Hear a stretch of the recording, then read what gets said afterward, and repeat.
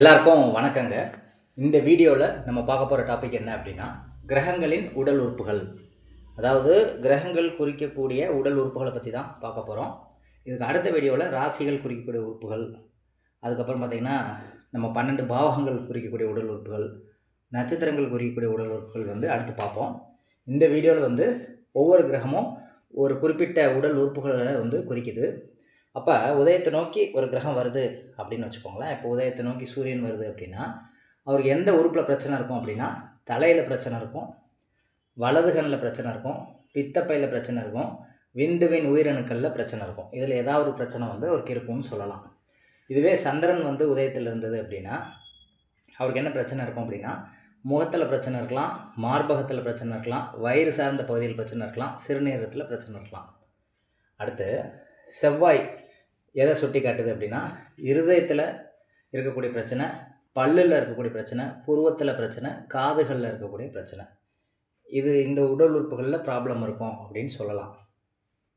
அடுத்து புதன் எந்தெந்த உறுப்புகளை குறிக்குது அப்படின்னா, கழுத்து பகுதி, ஷோல்டர்ஸ்ன்னு சொல்லக்கூடிய புஜம், தொண்டை, நெற்றி, நாக்கு, இதெல்லாமே புதன் குறிக்கக்கூடிய உறுப்புகள். அப்போ புதன் உதயத்தில் வந்தது அப்படின்னா, இது சார்ந்த உறுப்புகளில் ஏதாவது பாதிப்பு இருக்கும் அப்படின்னு சொல்லலாம். அல்லது இது சார்ந்த கேள்விகள் இருக்கும். இந்த இடத்துல அடிபட்டிருக்கு, இந்த இடத்துல பிரச்சனை இருக்குது அப்படின்னு சுட்டி காட்டுறதுக்கு இந்த கிரகங்கள் குறிக்கக்கூடிய உறுப்புகள் உங்களுக்கு தெரியணும். குரு குறிக்கக்கூடிய உறுப்புகள் பார்த்திங்கன்னா, மூக்குனுடைய நாசி, அடுத்து குடல், எலும்பில்லாத பகுதி எல்லாமே குரு தான். தொடை பகுதியில் எலும்பு கிடையாது. அதாவது நிறைய மசில்ஸ் இருக்கக்கூடிய பகுதி, நிறைய தசைகள் இருக்கக்கூடிய பகுதி தான் குரு. அப்போ மூளை, மூக்கு, குடல், கல்லீரல், தொடை, பாதம், நாபி, ஜீவன், இதெல்லாமே குரு.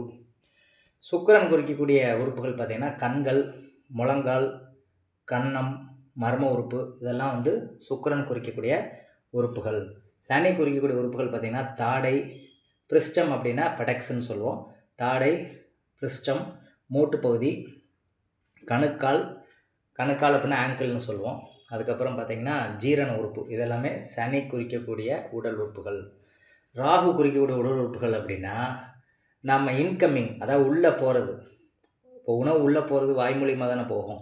அப்போ உள்ளே போகிறது எல்லாமே ராகு, வெளியில் வர்றது எல்லாமே கேது. அப்போ வாய், உதடு, குடல், காது, இது எல்லாமே ராகுவை குறிக்கும். வெளியில் வரக்கூடியது ஆசன வாயு, முடி இது கழிவு தானே, முடி, நகம், இதெல்லாம் கழிவு தான். மர்ம உறுப்பு மூலிமா கழிவு வெளியேறும். மர்ம உறுப்பு, நகம், முடி, ஆசனவாயு, நரம்பு, இது எல்லாமே கேதுவாக சொல்லப்படுது. அப்போ இந்த 9 கிரகங்களில் எந்த கிரகம் உதயத்தை நோக்கி வருதோ அது சார்ந்த உறுப்புகளில் பிரச்சனை இருக்கும் அப்படின்னு சொல்லலாம். அது சார்ந்த கேள்விகள் இருக்கும் அப்படின்னு சொல்லலாம். இப்போ உறுப்புகளில் தாதுக்கள் அப்படின்னா, அது உறுப்புகள் குறிக்கக்கூடிய தாதுக்கள் நம்ம பார்க்குறோம். சூரியன் எந்த தாதுவை குறிக்குதுன்னா எலும்பு, சந்திரன் இரத்தம், செவ்வாய் எலும்பு மஜ்ஜை, புதன் தோல், குரு தசை, சுக்கிரன் அப்படிங்கிறது இந்திரியம், அதாவது விந்தணுக்கள், இந்த மாதிரி விஷயங்களை குறிக்குது, வீரியத்தை குறிக்குது. சனிங்கிறது நரம்பு. அப்போ உறுப்புகளினுடைய தாதுக்கள் பார்த்தோம். சூரியன் எலும்பு, சந்திரன் இரத்தம், செவ்வாய் எலும்பு மஜ்ஜை, புதன் தோல், குரு தசை, சுக்கிரன் இந்திரியம், ஹார்மோன்ஸ் எல்லாமே, சனி நரம்பு. இப்போ ஒருத்தருக்கு எந்த இடத்துல மச்சம் இருக்கும் அப்படிங்கிறத அந்த கிரகத்தை வச்சு சொல்ல முடியும். அதுவும் இந்த நூலில் குறிப்பிடப்பட்டிருக்கு, சினேந்திரமலை அப்படிங்கிற நூலில்.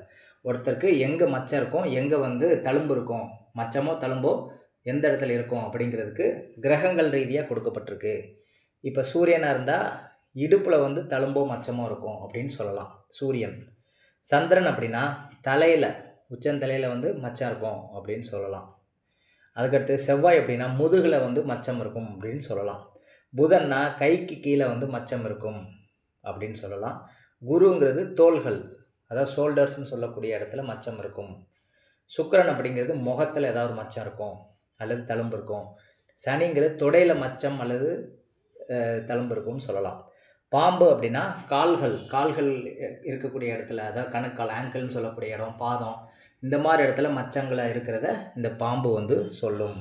இதில் என்ன சொல்லப்பட்டிருக்கு அப்படின்னா, சூரியன், செவ்வாய், குரு, புதன் இந்த 4 கிரகங்கள் வந்து வலது பக்கத்தில் மச்சம் இருக்கும் அப்படின்னு சொல்லப்படுது. இந்த மாதிரி கிரகங்கள் வந்தால் அந்த உறுப்புக்கு வலது பக்கத்தில் மச்சம் இருக்கும் அப்படின்னு சொல்லலாம். சந்திரன், சுக்கிரன், சனி, பாம்பு இதெல்லாம் வந்து இடது பக்கத்தில் மச்சம் இருக்கும் அப்படின்னு சொல்லுது. புரியுதா உங்களுக்கு? அப்போ ஒரு உறுப்பினுடைய வலது பக்கமா இடது பக்கமா அப்படிங்கிறது தான் இது வந்து சொல்லுது. இப்போ உதாரணத்துக்கு ஒரு எக்ஸாம்பிள் பார்ப்போமே.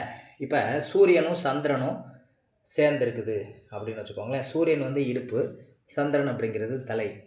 அப்போ சூரியங்கிறது வலது பக்கம், சந்திரங்கிறது இடது பக்கம். இப்போ இதை கம்பைன் பண்ணி இந்த இடத்துல வந்து வலது பக்கத்தில் மச்சம் இருக்குமா இடது பக்கத்தில் மச்சம் இருக்குமா நம்ம பார்க்கலாம். இப்போ உதாரணத்துக்கு இதை நீங்கள் வந்து நடைமுறைப்படுத்தி பார்த்தா தெரியும். ஜாமக்கோல் பிரசனத்தில் உதயத்தில் ஏதோ ஒரு கிரகம் வருது. இப்போ உதாரணத்துக்கு செவ்வாய் வருதுன்னு வச்சுக்கோங்களேன். உதயத்தில் அது செவ்வாய் வந்து முதுகை குறிக்கும்.